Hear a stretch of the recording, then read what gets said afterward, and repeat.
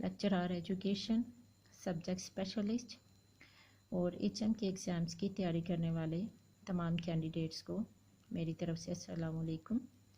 जैसे कि आप सब जानते हैं कि पिछली वीडियो में मैंने आपको पियाजे की कोग्निटिव डेवलपमेंट थ्योरी का बैकग्राउंड बताया था और आपको बताया था कि पियाजे के मुताबिक एक इंडिविजुअल की जो कॉग्निशन है वो 4 स्टेजेस में मुकम्मल तौर पर डेवलप कर जाती है। वो 4 stages sensory motor stage, pre operational stage, concrete operational stage और फॉर्मल ऑपरेशनल स्टेज है। व्यूअर्स, ये तमाम stages paper point of view से काफ़ी इम्पोर्टेंट हैं और इंटरव्यू में भी इनमें से काफ़ी क्वेश्चंस पूछे जाते हैं।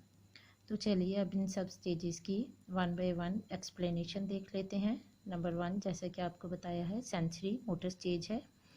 इस स्टेज की जो करेक्टरिस्टिक्स हैं, सबसे पहले कि टाइम पीरियड क्या है। ये स्टेज पैदाइश से लेकर 2 साल तक चलती है। Another characteristic is that child makes use of senses and motor activities to get information. पियाजे के मुताबिक इस स्टेज पर बच्चा अपने सेंसेस का यूज़ करता है और डिफरेंट एक्टिविटीज़ को परफॉर्म करता है ताकि अपने आसपास पाई जाने वाली इंफॉर्मेशन को ऑब्टेन कर सके।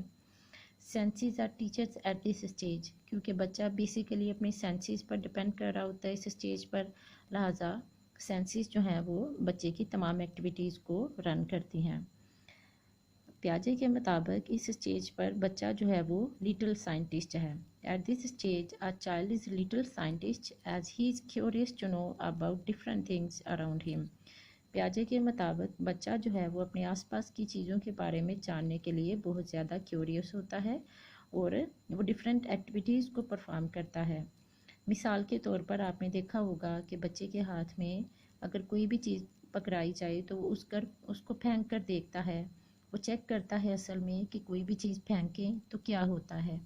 मिसाल के तौर पर अगर आपने बच्चे को एक बॉल पकड़ाई है और बॉल उछल पड़ी है तो बच्चा खुश हो गया। नेक्स्ट, अगर आपने बच्चे को एक एग पकड़ाया है, बच्चे ने ये ऑब्ज़र्व किया कि एग जो है वो भी बॉल की तरह गोल है, तो एग को भी फेंकेगा। वो देखना चाहता है कि एग जो है क्या वो भी बॉल की तरह उछलता है। तो फिर उसको मतलब जो पेरेंट्स हैं वो डांटते हैं या समझाते हैं कि ये बॉल नहीं, ये एग है, लेकिन बच्चा जो है वो फिर भी डिफरेंट चीज़ों को फेंक कर अपने नॉलेज को ऑब्टेन करने की कोशिश करता है।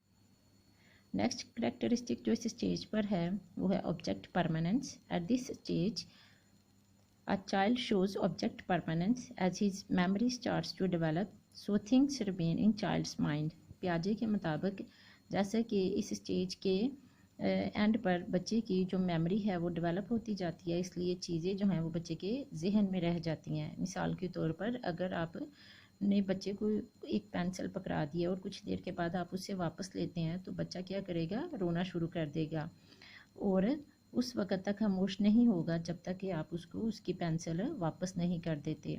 यानी कि इस स्टेज पर बच्चा जो है वो गोल डायरेक्टेड बिहेवियर शो कर। सेंसरी मोटर स्टेज की एक और करेक्टरिस्टिक जो है वो है out of sight out of mind. मतलब आपने उर्दू में ये मुहावरा तो सुना होगा, आँख ओझल पहाड़ ओझल, कि जब तक चीज़ें बच्चे के सामने रहती हैं वो तब तक उनके बारे में सोचता है, लेकिन जैसे ही चीज़ें उसके सामने से हटा दी जाती हैं तो वो उनके बारे में सोचना बंद कर देता है।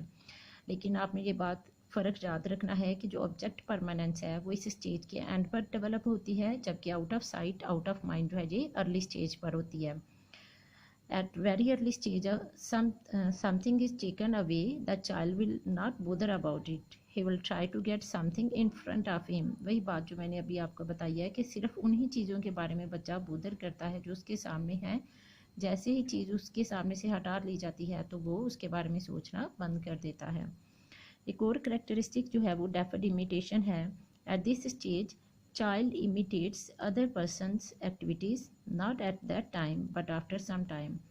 कि बच्चा जो है वो अपने आसपास लोगों को ऑब्ज़र्व करता है कि वो कौन सी एक्टिविटीज़ परफॉर्म कर रहे हैं और फिर वो चीज़ जो एक्टिविटीज़ हैं उसके जहन में बैठ जाती हैं और कुछ अरसे के बाद वो एक्टिविटीज़ को परफॉर्म करता है। मिसाल के तौर पर अगर बच्चे ने अपने बाबा को शेव करते देखा या फिर उसने अपनी मदर को झाड़ू लगाते देखा तो आप ऑब्ज़र्व करेंगे कि बच्चा कुछ दिन के बाद वही एक्टिविटीज़ जो है वो परफॉर्म कर रहा होगा कि यानी कभी वो शेव करता हुआ नज़र आएगा, कभी झाड़ू लगाता हुआ नज़र आएगा।